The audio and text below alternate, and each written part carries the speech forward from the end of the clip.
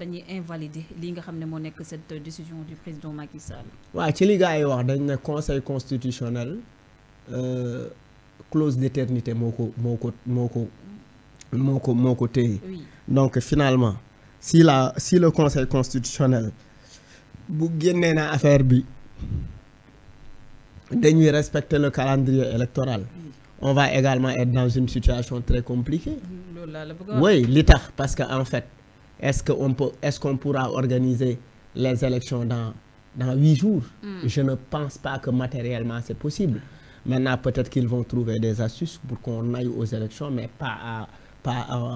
ils vont trouver parce qu'ils savent toujours trouver quand ils le veulent. Ils savent toujours trouver le moyen de nous permettre de régler ces problèmes-là. Maintenant, est-ce que pour moi, les Sénégalais yi dul nangu, d'un point de vue social, d'un point de vue économique, c'est pas bien. Les gens ne peuvent pas attendre jusqu'en décembre pour aller aux élections. Ouais.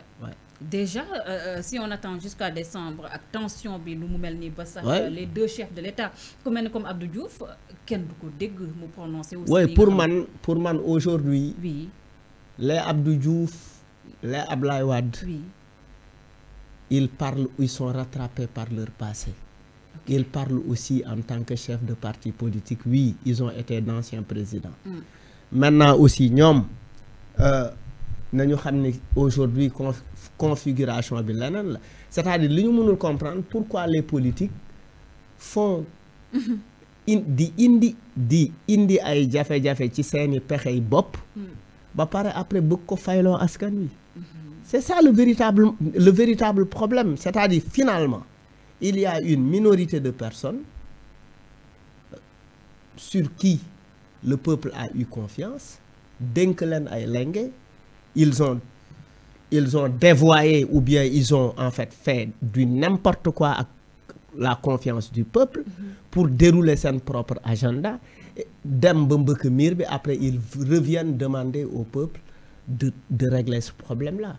Abdou Diouf et Abdoulaye Wade yaakaaroon ne seen lettre bi wala sax mun nañu wax ne carrément que li nga xam ne artu nañ ko ci taxawaay réew mi dañ ko yéex a def parce qu'on les attendait vraiment. Oui, c'est-à-dire il y a beaucoup de choses qui se sont passées. Pourquoi attendre? Oui, c'est-à-dire kii talu ko que nu doomam bokkee ci élection yi rek moom moo ko intéressé et cetera et cetera. Il y a énormément de choses à dire, mais xam nga aussi comme que ay mag lañu.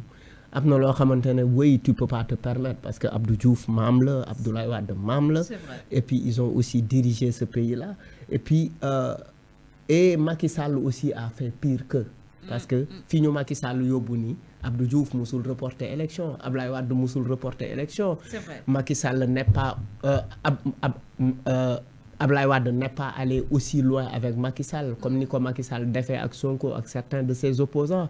Ils ont en quelque sorte été beaucoup plus élégants que Macky Sall dans leur façon dans leur exercice du pouvoir. Et Macky Sall, j'ai l'habitude de le dire, il gouverne comme il ne gouverne pas avec son âge, il gouverne comme s'il était comme s'il avait l'âge de Wade, comme s'il était de l'époque de Senghor. Il aurait dû gouverner avec sa génération, tenir compte des mutations sociales, tenir compte des mutations politiques, tenir compte même des mutations au niveau de l'électorat, au niveau même de l'idéologie, ni nit ni des xalaate ci politique, etc., etc. Malheureusement, tout ça l'a échappé. C'est quelqu'un de très attaché, de très accroché au pouvoir. C'est quelqu'un aujourd'hui qui nous a moo ñu dugal ci situation bi nii. Mais dama ne li ci war aujourd'hui, c'est aujourd'hui li aar suñu élection di wax, c'est-à-dire c'est une belle plateforme de la société civile avec des partis politiques. De toute façon, il y a tellement de plateformes. Finalement, tu perds quoi. Oui, mais c'est pas mauvais. Ça montre simplement que effectivement, aujourd'hui, que les gens sont très attachés à la préservation et à la consolidation des acquis démocratiques. Il faut que nit ñi taxaw foofu et que les gens doivent continuer à se mobiliser pour faire respecter ou bien pour trouver des solutions, pour trouver une issue heureuse à cette qui n'est pas du tout politicienne, une issue heureuse qui cette fois-ci effectivement nous permettra de régler définitivement ces problèmes-là. Le fils de Abdoulaye Wade, Karim Wade, pour le citer, mu mel ni comme carrément il est loin mais il tire vraiment